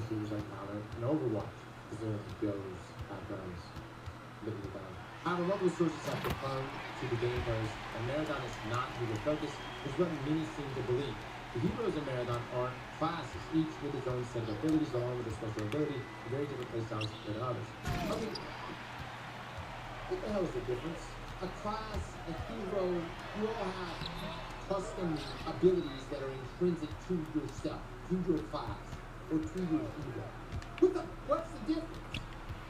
I think it's just wordplay, the marketing itself. At one point, hero might have been a buzzword that would have been received positively. Now, not so much. Now, the core gameplay structure is pretty similar to games like Escape from Tarkov, but with a bunch of twists. According to one source, currently 2 maps are in playable states. One set on a planet in an abandoned colony, the other aboard the Marathon ship. It's unclear, however, if these would be the only maps at launch or if Bungie plans to include more. Oh no, just 2 maps? It's an extraction. Look, you know what I said the other day, that the reason why developers are making extraction shooters is that they're low overhead, and for the most part, the replayability comes with people losing stuff all the time, and then they have to regrind it, and make it incrementally stronger, but eventually lose everything again. You see where I'm coming from? Here's the other beautiful thing about extraction shooters. 9 times out of 10, they have just 1 map. Eventually, they'll add more, but a lot of them launch with just 1 map. And how they'll change it up is be like, here's the 1 map. Just 1 map a night. It's the same. I think I'm not necessarily concerned with the number of maps. I'm more concerned with the size of maps. What size does matter. And also, with size too, is like how many players are on the map as well. That's important as well. Now, over the past few months, Bungie's been conducting regular playtests with internal teams, screamers, and content creators. Sources tells us the feedback around the game has been somewhat positive, with one source noting that the game feels worth the $40 price tag. In addition, a new trailer for Marathon is said to be in production. It's the people who play it. Now, multiple sources have indicated that Bungie is putting extra effort into Marathon's new player experience. Listening to Bungie fight the title was often criticized for being confusing or overwhelming to new players, and Marathon aims to avoid this. This is an extraction shooter. From the start, the developers are focused on making sure players have a smoother onboarding process, lowering the barrier to entry. Yeah, it's an extraction shooter. Everybody starts off with nothing. You go in with your most basic stuff, you get killed, or you kill, you take the stuff out. It's a pretty easy formula, guys. I mean, there's nothing complicated about an extraction shooter. It's not like you're going to be hit with, like, you know, oh my God, you got to be David ready. We got the witness coming in by next Friday. Contest mode hits hard. We got 48 hours. It's not going to be like that. It's an extraction shooter. It's a pretty, I mean, just about every extraction shooter I've played is the most simple process. Don't die, kill everything, and get out. Despite positive feedback from playtests, morale within Bungie remains the lowest. Developers are growing increasingly frustrated with leadership and making recent changes to the studio. Concerns remain high about the launch of Bungie's next big project, Marathon. The game's success proven for Bungie and Destiny's future is a lot riding on how Marathon performs. What is special, man? I can only imagine. And not only that, I think we're in a situation where, I mean, you got the Destiny community out here just like, yeah, we hope it dies. You know what I'm saying? The Destiny community is like, they're all like waiting. They're like, yeah, can't wait to see Marathon be dead on arrival. And look, here's the thing, man. There's good people working on Marathon, right? But there are people, there was actually a tweet I saw the other day. It was a guy, and he was like, this is my first big game launch in this Marathon. He's like, why is everybody hating what I'm working on? And it's like, I'm sure like these new devs, man, imagine like just graduating, you're like, I get to work for Bungie now. And you show up, you're working on Marathon, and then everybody in the game community is like, I'm sure that kind of erodes confidence. Here's what they need to do, man. If they're going to make it a $40 game, they're going to have to roll out an open beta, you know what I'm saying? And just see how it's received, man. And if it's received well, it could be big, dude. And the game post has contacted Bungie for a comment and will update the story with any further information. Look, man, maybe Bungie does something crazy. You know what I'm saying? Maybe they do something crazy. I don't know what they're going to do. They're going to have to do something, though, for their extraction shooter, because there were already other looter shooters out before Destiny. In order for Marathon to really set us up, they're going to have to do something special. Because the other extraction shooters have been out there. They have embedded communities as is. So they're going to have to really be bringing something. The question is, what is it? You know, the thing about Hunt Showdown that makes it really fun is like there's like an overall objective. Remember the key objective of the map for you to go and kill boss. And that's really cool. So, yes, you're fighting other people. But then you have like the center objective, which is PvE aspect. And I think that's the area that many of us have not been talking. It's the area that we should be asking the most questions about. What is the PvE aspect of Marathon? I think it's the PvP extraction shooter. I mean, if there's anybody that can make it a PvE game, it is Bungie. They've been there. The question is what can you do with it? Are you really going to drop Baltic Glass in the middle of a damn extraction shooter? That doesn't make sense. Atheon's going to be out there just blasting, and you're running oracles, and then some asshole comes up behind you and kills you. On the topic of Marathon, though, guys, would I spend $40 for Marathon? Alright, now I got a score, which means I can't get my double-double. This is cap, bro. And it actually was a fun beta and a good polished experience. I mean, we played a lot of Hunt Showdown. Then yeah, I would probably pay $40. But it's got to be worth it. It's got to be good. It's got to be something. It's also got to be something like, and I'm not even talking about $40. Beyond that, for me to be like, okay, I am now investing in that. I think I'm going to show up with a seat or whatever. And I'm sure they're going to have to, but it's going to have to do something special. Because right now, I'm not. I was about to say, bro, can't lose the game, too. I'll dabble in Hunt Showdown every now and then. Marathon, what it needs to accomplish, in my opinion, it not only needs to invite other people that are fans of extraction shooters to play it, but I also believe it needs to take someone that's like, is not a big fan of extraction shooters, and invite them to play, and essentially give them a reason to get involved in that game. Because many, I don't know about you guys, I didn't have a little shooter background before Destiny. I had an MRPG background. Alright, so we can do this in the domination. We can do this. We can do this. And then next thing you know, it was like, I'm getting my first. We can do 9 3-pointers. And then, dude, 18 assists. We can do that as well. We have to get 50 dunks.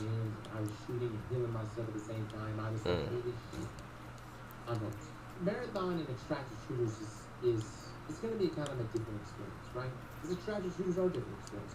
you'll get that high. You'll be like, oh my God, this Source regime, it's so beautiful. It's so beautiful. And then right at the moment that you're sitting there inspecting it and looking at this thing and appreciating this beautiful weapon in your hands, some motherfucker's gonna go invisible and knife you in the back. And while they're standing on your corpse, they will pick up the Source regime that was just in your hands. And I just don't know how the Destiny player base is gonna feel about that. I'm good. I'm good. Set that like button like your mama told you right.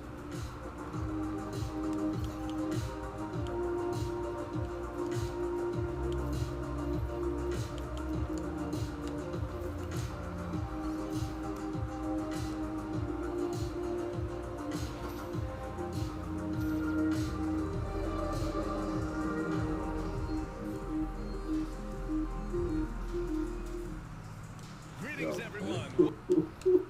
Welcome to 2K Sports and another exciting edition of NBA Ball. Alongside Graham Hill and Clark Kellogg, I'm Brian Anderson. We'll talk to Ali LaForce, who's on the sidelines as well. Now a look at Detroit's starting lineup. And for the 76ers, and it's Collins in at the 2. So, y'all people to cover this video. So without further ado, I need y'all to grab yourself that food and let's get to And it's Detroit with the ball. The drive by Wembanyama. Let's go. Start for him. Sinking his first shot. Wemby. What makes Wembanyama so dangerous? The big guy can push the pace. Here's Bibby. So we don't get straight Pass to to the Irving. video. Don't forget to like, share, subscribe. Be sure to push for that 300. The 15-footer. Not enough on that one as it misses. I'll say this, Banchero is a guy that opponents can't forget about for a second. And you see it in all the defensive attention he gets. Teams show him all kinds of different looks, and he draws a bunch of double teams in isolation. And you see how far Wembanyama is. 7'5" guys shouldn't be able to move like this. Here's McGinnis. Looking at the chart off the rip, you can see the legend version of Section Specialist is far and away the Second best chance version, shot. which of course makes sense, but based off this test, Section Specialist on legend seems to have a significant effect on their ability to extend set shots. Compared to no badge, the legend version of Section Specialist sees an 18% boost in A grade at the center of the window. That's almost 7% better than home grade, with 6 and an 11% boost over no badge. The goal level is shown with another 7% boost at the center of the green window, which is likely the lowest possible level where you can actually feel the difference. What I did notice is that the lower badge levels seem to help out more on the outer edge of the window as opposed to the center, but this will help with slightly mistimed shots. Now overall, this is a great badge for all shooters to have. If you can get it to at least the goal level, you should be able to notice it differences. And maybe think this is a new catch and shoot badge, but it does more than just help catch and shoot shots. This badge will help any standstill shot, even after dribbling, and it's almost like stop and pop over the trigger from past 2Ks. This is the best badge to have for all spot shooters to help boost your chances of making shots. One more thing worth noting is that we found that this badge can also stack the limitless range up until 21 feet, while limitless range starts to activate around 27 feet. It seems like it might change the game for a lot of y'all. Now, if you decide to use that game to do that for yourself, don't forget Here's Irving. to go in there and use that to do yourself to get that 20% off. 20% off. You can't see a boy that wants to fill up. 20% off. Behind the arc. And you can do that. Very set from three. Jump Don't shot. let him get into a Escape rhythm from out moves, there. dribble moves, all that. Bills. They got so much data. That's not going to give you a Here in the first, just under 2.5 minutes played so trying far. to get into the juice. I saw my And guy it's Detroit with the ball. 6'7" now. Y'all probably, this is not the first time you're hearing me speak about 6'7". This is the originator of the camera out there. When I played 5v5 game with that drive camera. Sid gave it to me yesterday. Now he is solidified. Pass to Childress. Fires for three. What is going on? Philadelphia. The beginning of time. When the introduction of Coleman, he's been on. Right? He's been on. Alright, bro. Opportunity for a three-point play here. He got in excellent position, then takes it right back up. Philadelphia shooting their first free throw of the game here. And a timeout called by Mike Budenholzer. And we might see some changes. Coach potentially looking to adjust. And Philadelphia making a change here.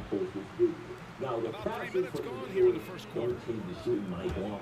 Stick to your creation. And I want y'all to check this. Are you kidding me, bro? I'm being dead serious, TK. Why do we need to change the shooting? Here's free. What are we changing the shooting for? There's nothing wrong with the shooting. The shooting is fine. You're trying Pass to to make Irving. something different because such and Shoots such over people right. can't And the shoot, shot's or good such by and such Irving. that was good in the game a couple years ago or every year Detroit until trails now. by 4. You want to change the game now? Like Mike Wayne, you done tried to put us Just onto over this 3.5 minutes lower gone here in the first. and Stolen by Collins. which is Here we great. go. People are He goes up. 75% Irving field. powers it What the home. hell is that? The doctor is in. Like, What a every display dude of gonna shoot those 80%, and you got trademark super dunking good guys, abilities. 5'9", Quite unique all the shooting Julius guys. Irving. And you want to go ahead Here's and Villanueva. easier, Still without a bucket. Come on, man. And Carroll no good. Come on, Mike Wayne. Come on, Mike Wayne. He's being honest. Like, Here's stick to Irving. the creation. Have some balls, my G. It's hauled in Have by some White. balls and stick to your creation. Telling people to stay in the rec that can't shoot. Telling people to There's stay in the park 53 that seconds can't left in the shoot. first Build quarter. And the dunk by Wembanyama. Well, Victor doesn't have too far to go. I mean, he just pops up to the rim, makes it look so easy. And the ball will be against Derrick White. That's foul number 2 for him. Bunch of bitches. Here's Free. Want the shooting team because they ask you don't want to adapt to. To the left wing. There's nothing wrong with it. Trust me, I'm shooting fine. You come to my screen and look. Here's McGinnis. I'm shooting Guarded by fine. Vancaro. I'm McGinnis, shooting no good. really, really Detroit I'm trails screaming by right 4. now. I'm screaming right now.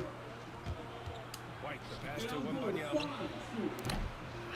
The shot misses. What the f is the Well, problem? it's a make or miss league. Everybody's Sometimes fine. the Jays just don't fall. Put your It skirt wasn't a up. bad shot. Like, Outside put your Jones. skirt up and line and shoot. Or get on a 99 build and Irving shoot. looking around. Do something. Hey, this is Jones ridiculous. misses. Youngsters are going to change something rather than learn. Mike Wayne, please Now don't White. disappoint me, Mike Wayne. and Pass change to the- and Wembanyama change the shooting. from deep. Don't disappoint me. Drops in the You 3. created the game to be like this. Wembanyama's got Keep 11 it like points. this. Shit. And at the end of 1, both teams. My mans was snapping. Philadelphia No, on top, up 1. This And is a quarter shooter. number 2 This will is get a underway shooter just of after shooters. this. And he doing it on the calm scene as well. Now he did post his stats if y'all And want. close game underway so He got far. 50%. We'll see if That either of first these block teams was can yours, jump out 50%. ahead in the That's second one quarter. that five, which is one of the And a most look at how the difficult offensive moves to approach shoot has on. been going The so rate far for Philadelphia. Defense has been giving them plenty of mid-range jumpers, and they've been making them pay for that mistake. Yeah, on top of that, they've been resourceful defensively, generating scoring opportunities by forcing turnovers. Now, And I for thought Detroit. I'm gonna be able to get Honestly, we have never seen someone like Victor Wembanyama, a skilled 7.5-footer, underneath the way he moves. It's unreal. And that one drops, so now they lead by 1. Here's Bryant. I love it. Right in the middle of Black Force season, and I love it. Now, Sid, he was done. He goes The lead is from the wing and drills it. hard Well there. The defense left a lot to be desired. Yeah, that's not the defense you need. You got to be tougher defensively. And Mike Budenholzer decides to call the timeout. He's going to gather the troops and talk it over. Check out 6th Street. Trust me, I've been following and subscribing for years now. One of the elite shooters in the 2K community. And of course, he posts his White with it. pictures. He's scoreless. Wembanyama up top, unloads. Rebound by Philadelphia. I wouldn't say that's exactly his spot now. I mean, if you can see why. Outstanding distribution there. I mean, what impressive passing ability. I'm out here now with a center with a 78 3-ball. Quarter number 2 with just over a minute of on play. Twitch right now. Gets And it. I'm gonna He's shoot 6 for 10 fantastic. and looking confident out there. When Wembanyama goes up, he can be so quick. I mean, the rookie looking very impressive one-hand slam right there, BA. Man, as long as he's confident about it, I'm good with it. Maybe use 2 hands next time. He knows where he is. Somebody you can count on. He is an extremely reliable finisher. And you guys are going to be fine. You guys are actually going to Pass to love Bibby. it. You're going to freaking love it. So, Second quarter, a little over a minute and a half in. Or about to shoot too hard, or you can't hit 3 in a row, or all this other dumb shit that is not true. You can hit 3 in a row.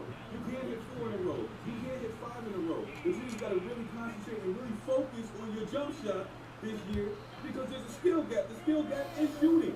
Are you sure? We always hollering about a skill gap. We want a skill gap. We want a skill gap. We want a The second effort, and it's good. Fought through contact, hit the shot, and will go to the line. All you gotta do is learn it. Philadelphia shooting their second free throw attempt I'm of the about to night. show you. Tune into the screen and go in there and see these Detroit shooters trails by do it 6. right. That's all I gotta say. Now here's White. Homemade basket jam. Now, of course, a lot of people have been This is annoying. There's one here statistics And he drives in. not from And that that one is statistic. hammered home. He's respected on this camera. He is a real one. You can't afford to let him get to the rim that We're easy. gonna be on Well, this, that might be on why this their conversation. deficit is what it is right now. You look at it, the communication is Now, lacking, this as one is the says, trust. this is They can ill But afford no, those types they of get on the breakdowns. ball It and won't play work. walk You out. can't win Understand those this kind of thing is- Oh my. The simplest spot is that I play golf on the regular basis, my G. And I see that It's rebounded by Ben Carroll.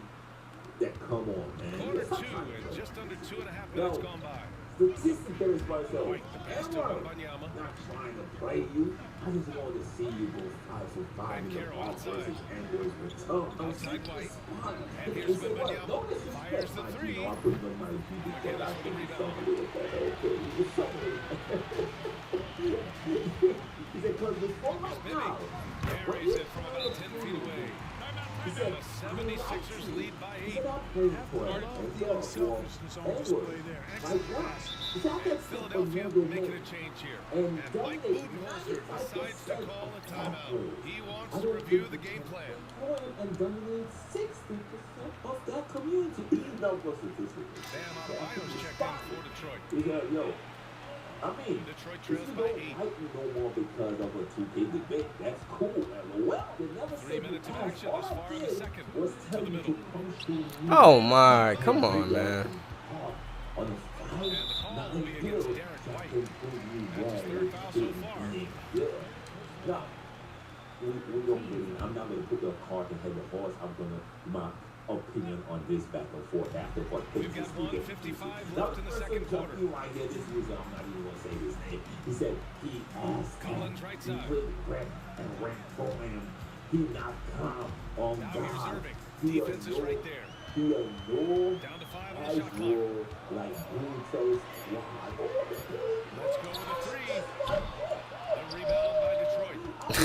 Man, bro be gassing, bro. Why he gassing like this? Yeah, he is elite defensively. He's been top 5 to the Defensive Player of the Year voting a bunch of times. Bam has an incredible motor, a great IQ, and he's a switchable big. That's huge in today's game. Boy, White doing a nice job that time, working around the defense and finding the open man. On the wing, Irving. Now, see what's my favorite. That's what he is throwing. He knows Here's Jones. Can I get the board? My lord. And White has got the ball here for Detroit. They trail by 6. Come out and play PG at Pass to Adebayo. versus him. And then second spot says, The explosiveness off the screen. I mean, Bam's so good at knowing where to roll to after setting picks. Got a piece of it. White with a steal. No, let's go like this. Step. It's that, my Down guy. low. Up again. What the? I'm not going to say anything. Bryant pulls it down. You know, you want to score. Philadelphia leading by 4. Stop it. Here's Bibby. Yeah, this is good. Because it's something to talk about it. That's good. That's my guy. So good as Pass well. to Jones. So, said I would say, all this backup stuff is not relevant to the conversation. And good as it takes a He nice is bounce off the very right quiet iron and he down. said he could shoot. Jones just has fine. got 4 points this quarter. Okay, that's it. And he showed the statistics. It doesn't matter Playing if you against got White dog to the inside. What matters And is stolen by that Jones. when he's They open, push that it he up can 4 take on a 3. legitimate shot and And hit Irving at a high powers clip. it home. When you get a chance to run the floor like that, you have to capitalize. Very tight with those Great shots hustle and on he's that play. shooting a really good percentage.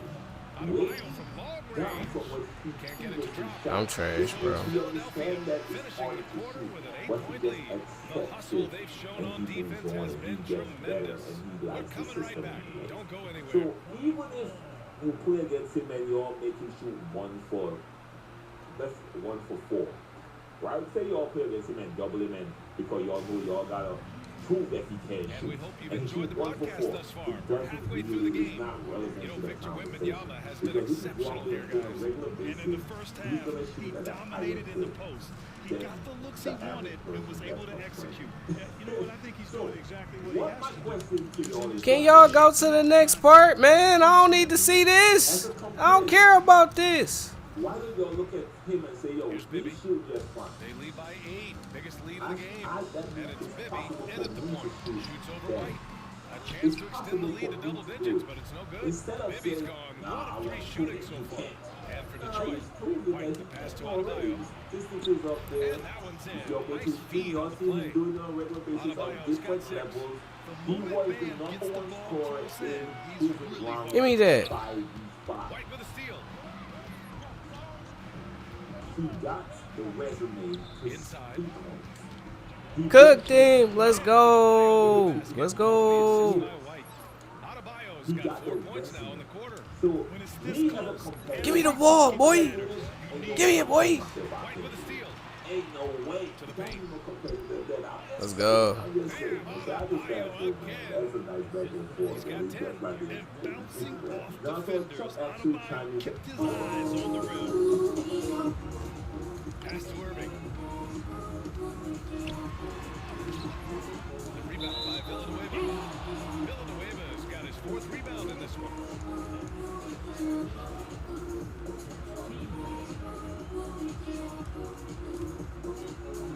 Irving's gone 3 of 9 tonight from the field. They are looking really strong offensively.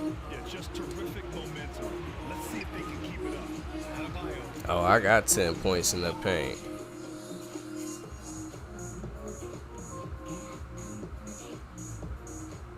Philadelphia with it. The lead is 2. The 15-footer. Second shot opportunity. McGinnis, the pass to Dawkins. Good work defensively by White. Now here's Adebayo. Tightly guarded. Pass to Villanueva. White on the wings for the lead. 3-pointer goes up. 3-pointer goes down for White. Boy, White is a capable three-point shooter now, and he does not need a lot of space or time to get off the shot. Collins outside. Here's McGinnis. Guarded by Vaquero. And again, unable to change momentum here. Here's Childress. That three's off the mark. And here's Irving. Adebayo grabs the board. Adebayo's got 6 rebounds here tonight. White pass to Adebayo. Go. And finished off by Adebayo. The aggressiveness of Adebayo. He plays with so much energy and force close to the bucket. And Philadelphia calls time here. Yeah, they're hoping to turn things around with this timeout. Yeah, you know, they had to do something, anything to stop this run. You can't just let it go on any longer.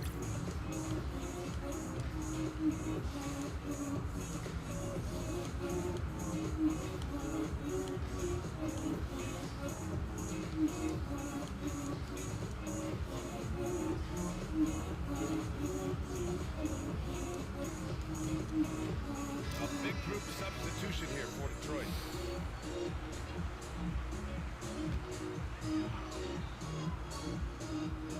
Now we're into the 3rd quarter, just over 2.5 minutes played.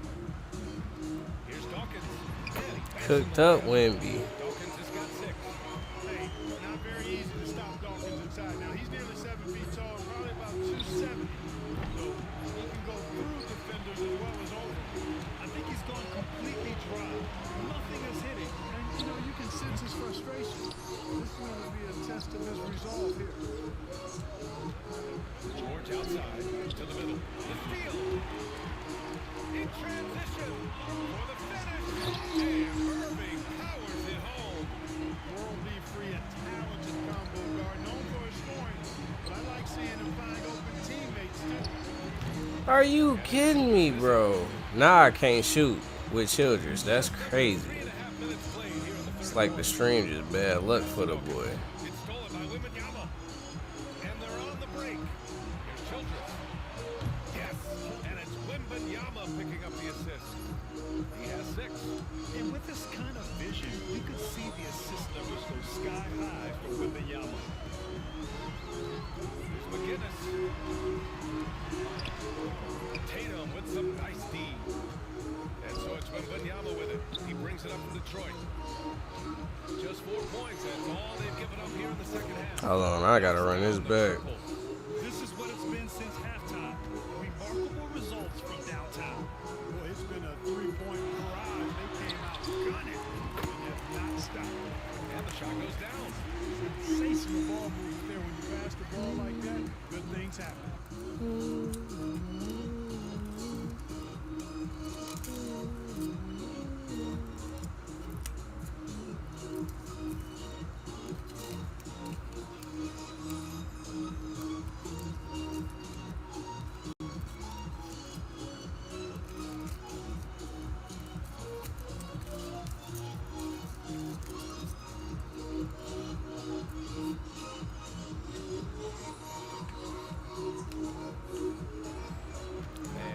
Detroit.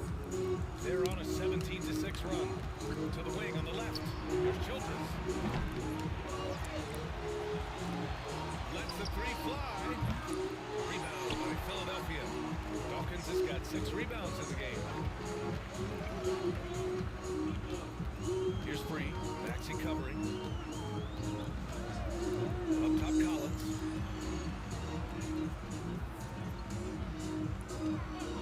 6 to shoot. Down low. Here's Dawkins. And there's the slam. Dunk to finish it off. Chocolate thunder. Harold Dawkins, his dunks are extra loud. For 3, Maxey. I don't understand. I keep hitting it when it's pushing the ball. 1 on the clock. And they cooking me. It's still anybody's game as we reach the end of 3. Detroit on top. They lead by 1. And we'll have the start of the 4th quarter for you as soon as we... Well, this has been a great contest so far. I imagine the 4th quarter could have more action in store for us. And it's Barnett in at the 2. White pass to George. Off the mark there with a 3.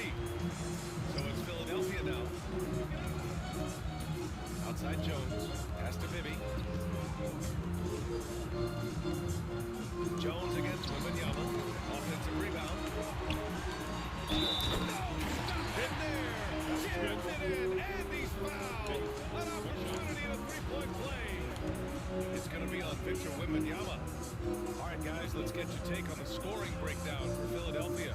You know, all game long, they've imposed their will on the interior, scoring a lot of points in the painted area. They've also been showing a standout play on the fast break, working as a team to create What the? Bro, what is going on? Philadelphia's ball.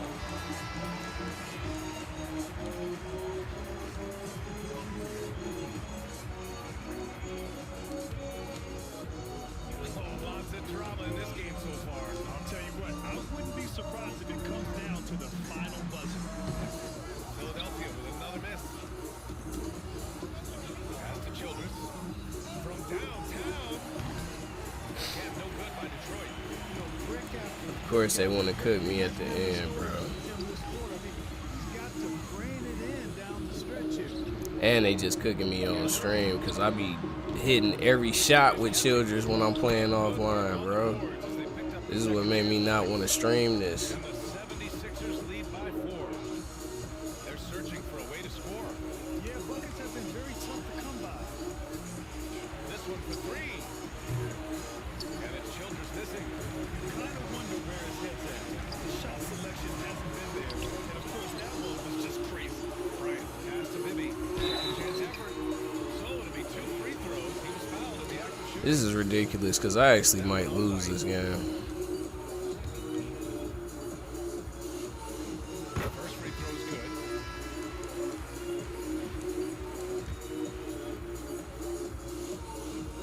And that one goes in. 2 from the line that time. Detroit trails by 6. Pass to Childress. Shot to stop the run. Oh my! Came close to a 4-point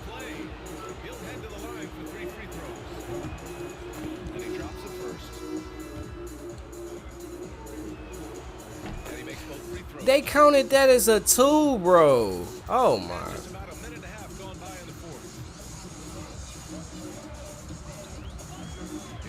Yeah, I'm gonna tell y'all now. This is very annoying to the point where this is gonna be my last one. I know I still got to get these dunks done, so it's probably this gonna have to get completed tomorrow, bro.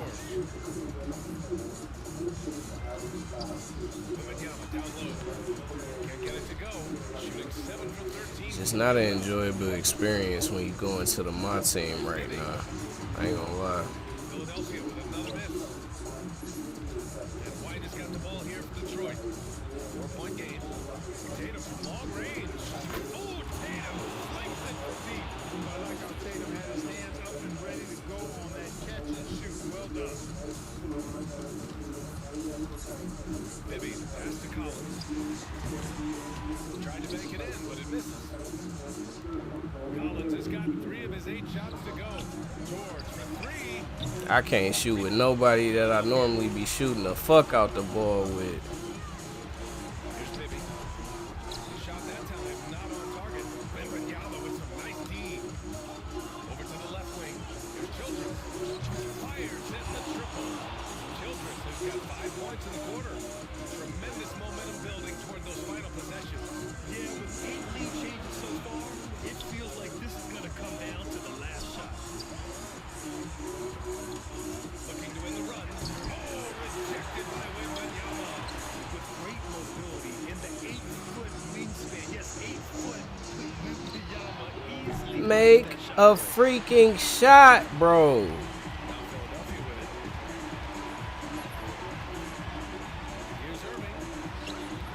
Thank you.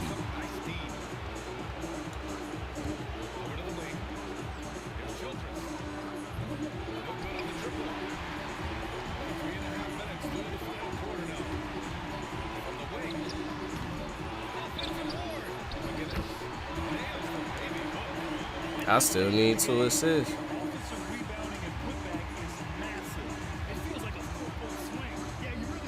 Let's go. That's 1.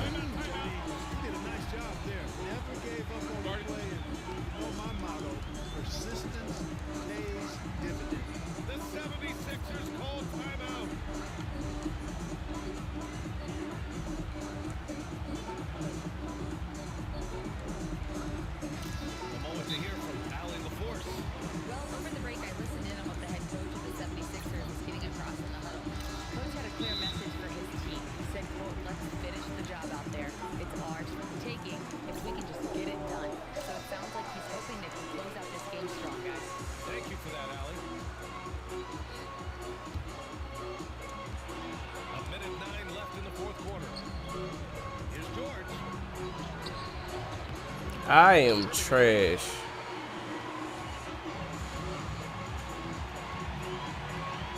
I just need 1 more assist with Derrick White.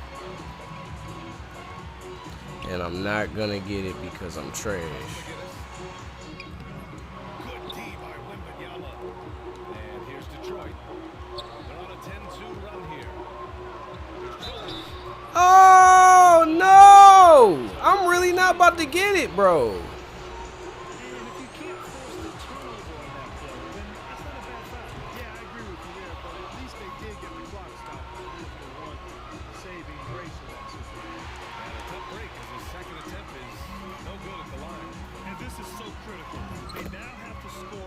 I literally just need 1 assist, bro.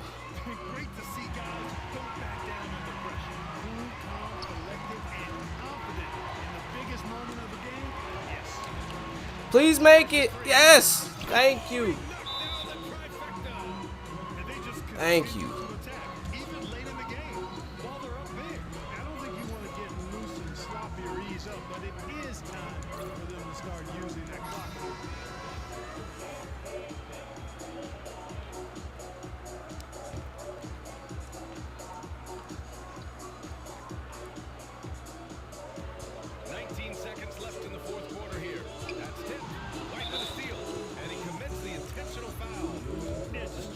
Keep this game alive.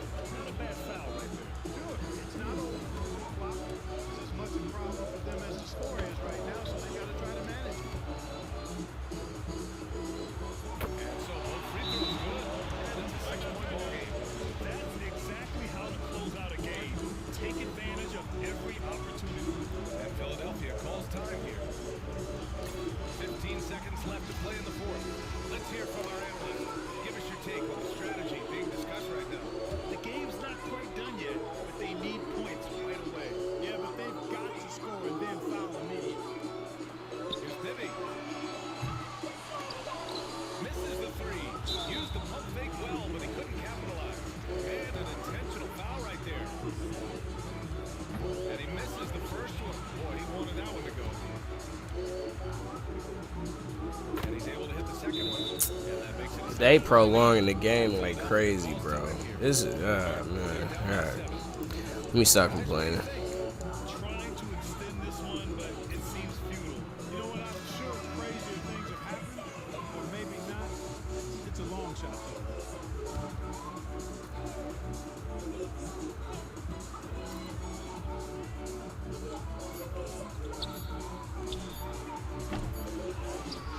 So it's Detroit picking up the win. They played the villain tonight, and they played it well. Yes, they did. You know, you have two choices. You can Alright, let's see how much we got done out of this. And then I can figure out my strategy then. Oh, I got to 23. That's fire.